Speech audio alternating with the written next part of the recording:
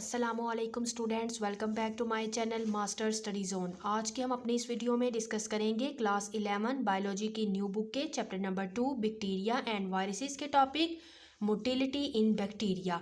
हमने अपने previous lecture में बैक्टीरिया के स्ट्रक्चर, उसमें उसकी सेल वॉल, सेल मेम्ब्रेन, इसके अलावा साइटोप्लाज्म और उसका जेनेटिक मटेरियल और एंडोस्पोर फॉर्मेशन इन बैक्टीरिया को डिटेल के साथ डिस्कस किया।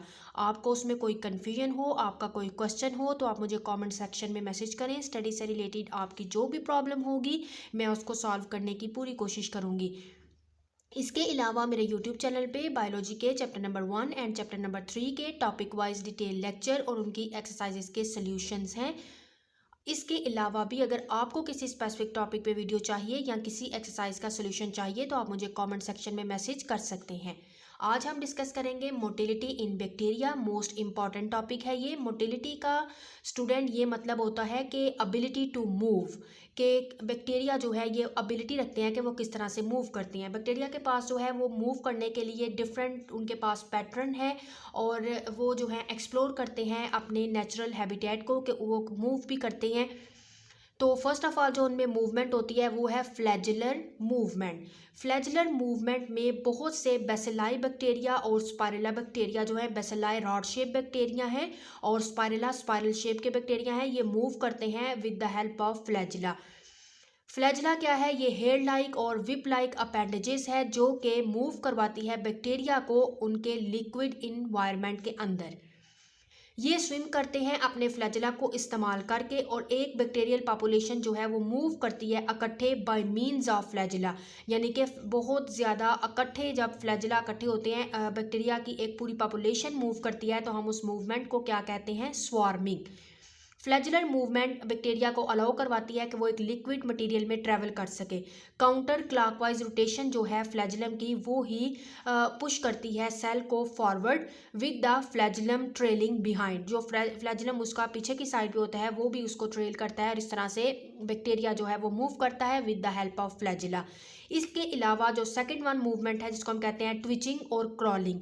ट्विचिंग भी एक टाइप की मूवमेंट ही है और ये इस्तेमाल होती है, इसको बैक्टीरिया इस टाइप की मूवमेंट को तब यूज़ करते हैं जब वो किसी सरफेस के ऊपर मूव करते हैं और ये मूवमेंट होती है इनकी पिल्लाई से, which bind to surrounding solid surface. Pili भी एक किस्म का जो है वो आप फ्लैजुला की एक टाइप कह सकते हैं जिसमें बैक्टीरिया खुद को सॉलिड सरफेस के साथ अटैच करवाता है और फिर अटैच करने जब वो अटैच हो जाता है तो फिर वो फोर्स लगाता है और रिट्रैक्ट करता है, खुद को आगे आगे की तरफ धकेलता है। तो इस तरह के से बैक्टीरिया जो है वो आगे की तरफ मूव करता है। सेकेंड वन इसमें आती है ग्लाइडिंग। ये भी एक किस्म की ट्विचिंग की तरह ही एक मूवमेंट ही है, लेकिन ग्लाइडिंग जो मूवमेंट है इसके अंदर बैक्टीरिया स्क्रीट करते हैं स्लाइमी सब्सटेंसेस, चिपचिपा सा सब्सटेंस रिलीज करते हैं जिसकी मदद से वो जो है स्मूथ करते हैं अपनी स्मूथली ग्लाइड मूव कर जाते हैं अपने किसी भी सॉलिड सरफेस जो है उसके ऊपर से। वो जो है थोड़ी स्लिपरी सी हो जाती है सरफेस जो ये अपना स्लाइमी सब्सटेंस प्रोड्यूस करते हैं, इसकी वजह से वो आसानी से मूव कर जाते हैं। थर्ड वन इसमें जो है वो आती है स्लाइडिंग। स्लाइडिंग किस तरह से करते हैं बैक्टीरिया? तो बैक्टीरिया जो है वो स्लाइड करते हैं due to the expansion created by the pushing force of dividing cells. जो इनके सेल्स होते हैं और डिवाइडिंग सेल्स होते हैं वो पुश होते हैं और इस वजह से वो खुद को एक्सपेंड करते हैं जिसकी वजह से ये स्लाइड कर सकते हैं। नेक्स्ट वन एक मूवमेंट है इंपॉर्टेंट है, वो है ब्राउनियन मूवमेंट। कुछ बैक्टीरिया जिसमें आते हैं स्ट्रेप्टोकोकस, इनके पास ना तो फ्लैजुला होता है ना ही इनके पास पिल्लाई होती है। पिल्लाई भी जो है वो इससे जो है वो स्टिकी सा सब्सटेंस प्रोड्यूस करते हैं और बैक्टीरिया के अंदर जो बैक्टीरिया की ग्रोथ होती है ना वो इसी वजह से होती है। पिल्लाई की वजह से ये खुद को जो है वो अटैच करते हैं, जो मेल और फीमेल जो होते हैं बैक्टीरिया। तो ये एक किस्म की रैंडम मोशन होती है, ये अनकंट्रोल्ड मूवमेंट होती है और ये बेसिकली होती है किसी फ्लूइड के अंदर। ऐसे बैक्टीरिया जो लिक्विड मटेरियल के अंदर मूव करते हैं और वो मूवमेंट ना तो फ्लैजुला और ना ही पिल्लाई की वजह से होती है, बल्कि बैक्टीरिया वो जो मूव करते हैं वो उनकी मूवमेंट होती है वाटर, जो फास्ट मूविंग वाटर मॉलिक्यूल्स होते हैं उन जब वो आपस में कोलाइड करते हैं, कोलिजन करते हैं, तो उसकी वजह से बैक्टीरिया जो है वो लिक्विड मटेरियल के अंदर मूव करते हैं। तो ऐसी मूवमेंट को कहते हैं ब्राउनियन मूवमेंट और it's not a true motility. इसको हम जो है वो ये ट्रू मोटिलिटी की डेफिनेशन में नहीं आती है। नेक्स्ट वन आती है student movement by axial filament. Movement by axial filament किस तरह से होती है? कुछ बैक्टीरिया स्पाइरोचीट जो है वो मॉडिफाई होता है उनके अंदर फ्लैजिलम, उसको हम कहते हैं उनका एक्सियल फिलामेंट है। ये आपको ये डायग्राम में भी नज़र आ रहा होगा कि ये एक बैक्टीरिया, ये उसकी सेल वॉल और ये एक फिलामेंट है बैक्टीरिया का, एक्सियल फिलामेंट है बैक्टीरिया स्पाइरोचीट का, इसको हम कहते हैं एक्सियल फिलामेंट। ये मॉडिफाइड फ्लैजिलम है जिसको एक्सियल फिलामेंट कहा जाता है। ये फिलामेंट क्या करता है? ये एंकर करता है, यानी कि जकड़ लेता है, एक एंड से जकड़ लेता है और फिर जो है वो रन करता है बैक्टीरिया अपनी लेंथ वाइज अपनी पेरिप्लाज्मिक स्पेस, यानी कि जो उसकी सेल मेम्ब्रेन और आउटर मेम्ब्रेन के दरमियान में एक स्पेस होती है, उस स्पेस के थ्रू वो लेंथ वाइज जो है मूव करता है। और ये इस तरह के जो है स्पाइरोचीट जो बैक्टीरिया होता है वो कंसिस्ट करता है इस तरह के टू फ्लैजिला लाइक फिब्रल्स उसके पास होते हैं, जो कि उसके दोनों पोल्स, सेल के दोनों पोल्स को एंकर्ड करके रखते हैं किसी भी सबस्ट्रेट के साथ। और इस तरह से स्पाइरोचीट जो है वो इनकी ही मदद से वो फ्लेक्सिंग हो सकता है, स्विमिंग कर सकता है, क्रीपिंग रेंग सकता है और स्पिनिंग मूवमेंट जो है वो कर सकता है। नेक्स्ट वन है स्टूडेंट फ्लैजिला। फ्लैजिला क्या होता है? ये हमने पहले भी पढ़ा है कि ये हेयर लाइक और विप लाइक अपेंडेजेस होती है जो कि लिक्विड मटेरियल के अंदर बैक्टीरिया को मूव करने में हेल्प आउट करती है। तो बहुत से ऐसी किस्म के बैक्टीरिया हैं जिनके पास फ्लैजिला होता है और वो इसकी मदद से मूव कर सकते हैं। लेकिन फ्लैजिला का एक सेकेंडरी फंक्शंस भी है बैक्टीरिया के अंदर कि वो केमिकल सिग्नल्स को डिटेक्ट करते हैं और फिर उस सिग्नल पे रिस्पॉन्स शो करते हैं। तो बैक्टीरिया जो है जिनके पास फ्लैजिला नहीं होता, अब ये कुछ ऐसी बैक्टीरिया के आगे से टाइप हैं कि कुछ बैक्टीरिया एट्राइकस होते हैं, कुछ लोफोट्राइकस होते हैं, कुछ मोनोट्राइकस हैं, एम्फीट्राइकस और पेरीट्राइकस हैं। तो ये बहुत इंपॉर्टेंट टर्म्स हैं शॉर्ट क्वेश्चन के हवाले से। तो एट्राइकस बैक्टीरिया ऐसे बैक्टीरिया होते हैं जिनके पास कोई फ्लैजिला नहीं होता है। नेक्स्ट वन आते हैं मोनोट्राइकस बैक्टीरिया। ये ऐसे बैक्टीरिया हैं जिनकी बॉडी उनकी जो सिंगल एंड की तरफ उनके सिर्फ जो है वो एक फ्लैजिला प्रेजेंट होता है, तो इस वजह से हम कहते हैं कि ये क्या है? मोनोट्राइकस। ऐसे बैक्टीरिया जिनके पास टफ फ्लैजिला होता है उनके वन पोल यानी कि एक साइड पे ही, उसको हम कहते हैं लोफोट्राइकस। ये देखिए इसके एक साइड पे टफ फ्लैजिला जो है वो प्रेजेंट है, तो इस वजह से इसको कहते हैं लोफोट्राइकस। एम्फीट्राइकस ऐसे बैक्टीरिया होते हैं जिनके पास उनके दोनों पोल्स पे फ्लैजिला प्रेजेंट होता है, तो हम उनको कहेंगे कि ये क्या है? एम्फीट्राइकस हैं। जबकि पेरीट्राइकस बैक्टीरिया ऐसे बैक्टीरिया होते हैं जिनकी पूरी बॉडी ही सराउंड हुई होती है फ्लैजिला के साथ, तो उनको कहते हैं पेरीट्राइकस फ्लैजिला। अब अगर हम फ्लैजिला के स्ट्रक्चर को डिस्कस करें तो फ्लैजिला का जो एक बैक्टीरिया के अंदर फ्लैजिलम होता है वो इंटायरली डिफरेंट होता है एज कम्पेयर्ड अगर उसको देखा जाए यूकैरियोट्स के अंदर जो फ्लैजिलम प्रेजेंट होते हैं। यूकैरियोट्स आपको पता है कि उनकी बॉडी मल्टी सेलुलर सेल से मिलकर बनी होती है, और प्रोकैरियोट्स जिसमें बैक्टीरिया आते हैं उनकी body singular type of cell से मिलकर बनी होती है। तो इनके जो है वो बिल्कुल डिफरेंट होता है फ्लैजिला। इनके उस तरह से पैटर्न नहीं होता है 9+2 पैटर्न जिस तरह के यूकैरियोट्स की माइक्रोट्यूब्यूल्स का पैटर्न होता है, जो आपने पढ़ी हुई है, स्पिंडल शेप ऑर्गेनेली जो होती है। साइटोस्केलेटन के अंदर माइक्रोट्यूब्यूल्स, माइक्रोफिलामेंट्स और इंटरमीडिएट फिलामेंट्स आपने पढ़े होंगे स्टूडेंट मैट्रिक में, तो ये वो माइक्रोट्यूब्यूल्स 9+2 पैटर्न की बात कर रहे हैं।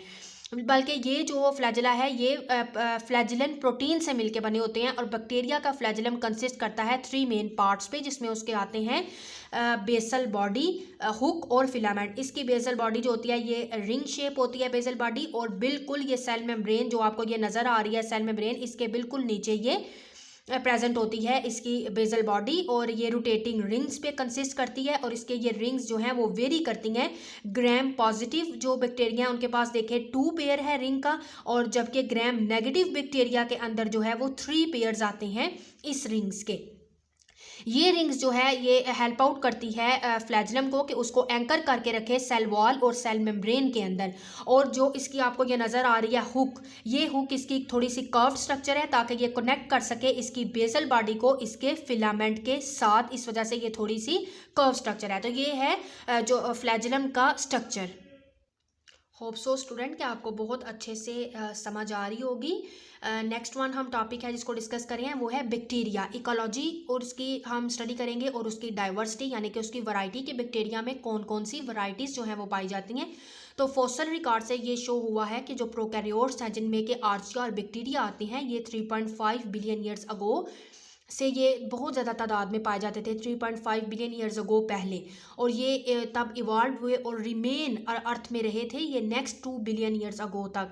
आज के जो प्रोकैरियोट्स हैं जिनमें आर्चिया और बैक्टीरिया आते हैं, ये तकरीबन हर उस जगह पाए जाते हैं जहाँ पे ज़िंदगी है, जैसे कि वाटर में, एयर में, सॉइल में और एनिमल और प्लांट की बॉडीज़ के अंदर।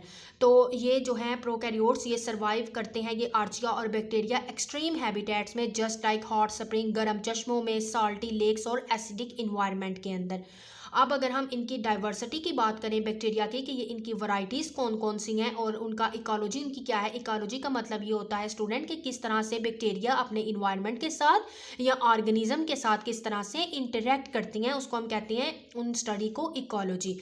मार्गुलिस और श्वार्ट्ज ने जो है वो यूजफुल क्लासिफिकेशन सिस्टम दिया था तमाम प्रोकैरियोट्स का, और उसने 16 फाइला इनके प्रोकैरियोट्स के क्लासीफाई किए थे। उनको हम डिस्कस करते हैं, उनके कुछ इंपॉर्टेंट ग्रुप्स को और डोमेन बैक्टीरिया से जिनका ताल्लुक है।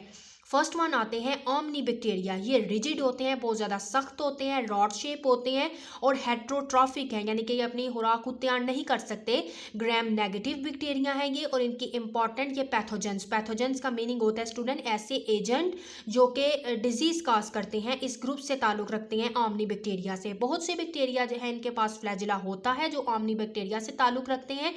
ये स्पोर प्रोड्यूस नहीं करते, यूजुअली एरोबिक होते हैं, यानी कि ये रेस्पायर करते हैं ऑक्सीजन की प्रेजेंस में। इनकी एग्जाम्पल में स्टूडेंट आते हैं एस्क्रीशिया कोलाई, ऐसे बैक्टीरिया हैं, और ये ग्रुप जो विब्रॉइस बैक्टीरिया हैं वो भी इस ग्रुप से ताल्लुक रखते हैं, विब्रॉइस जो कि कॉमा शेप बैक्टीरिया हैं।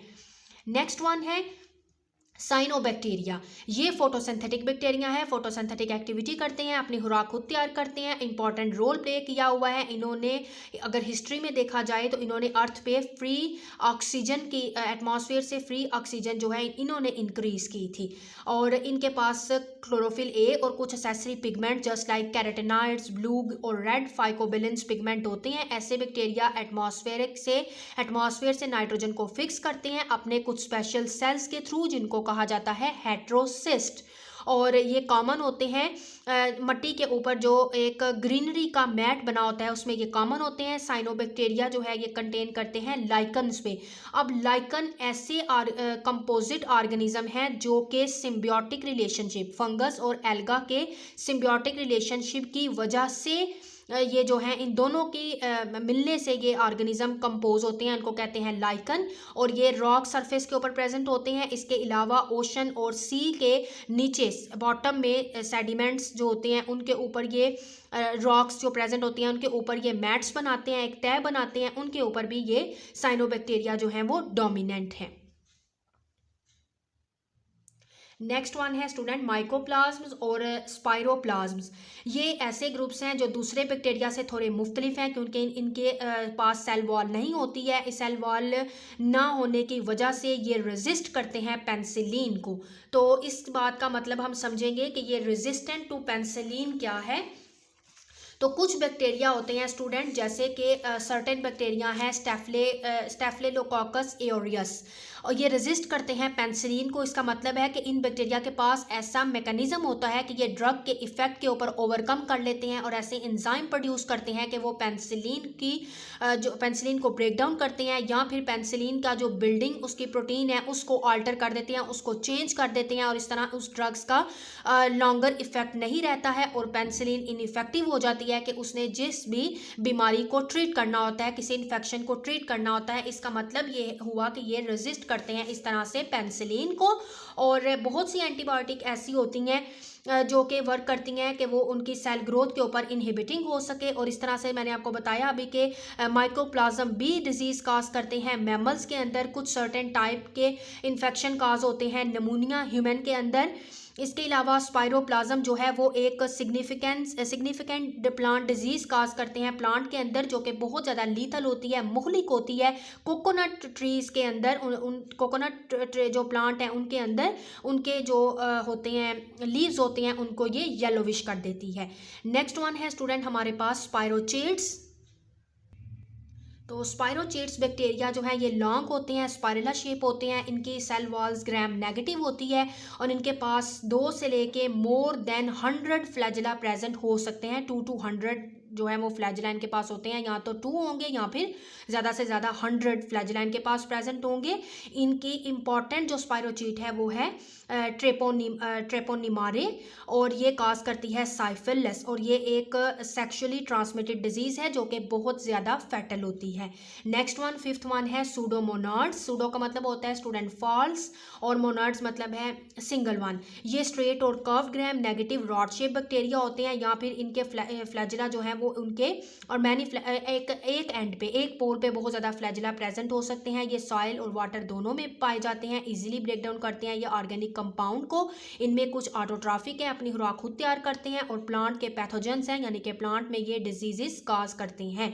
कुछ जो है वो इंपॉर्टेंट रोल प्ले करते हैं डीनाइट्रिफिकेशन में, यानी कि नाइट्रेट को रिड्यूस करते हैं और प्रोड्यूस करते हैं नाइट्रोजन। एक प्रोसेस है डिटेल सा जो कि आपने पढ़ा हुआ है, नाइट्रोजन साइकिल।